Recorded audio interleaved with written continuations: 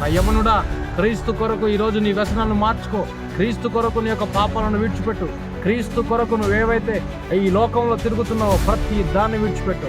నేడు క్రీస్తు నన్ను మార్చినట్టుగా నిన్ను మార్చబోతున్నాడు. ఇది నిజం, ఇది జరగబోతున్నది. ఇదొక సాధారణమైన మాటలు కాదు, ఇదొక ఉజ్జీవం, ఇదొక రివైవల్. అనేక మోషలు సమయలు రేపబడాల, గిద్యోను రేపబడాల, అనేక సేవకులు రేపబడాల. ఈ యొక్క సన్నిధిలో, ఈ యొక్క లోకంలో అనేక యవనస్తులు లోక స్వార్థ ప్రకటించబడాల. అనేక చోట్లలో, అనేక మారుమూల ప్రాంతాల్లో అనేక సేవకులు రేపబడాల, అనేక యవనస్తులు రేపబడాల. ఇది అంత్యకాలంలో రేపబడుతున్న ఉజ్జీవం, ఇది అంత్యకాలంలో రేపబడుతున్న ఉజ్జీవం ఇది.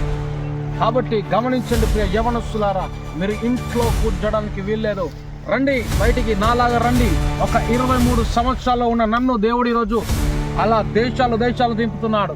కానీ మిమ్మల్ని కూడా ఏదో ఒక రోజు దేవుడు ఉన్నతమైన స్థానంలో నిలబెడతాడు. God bless you.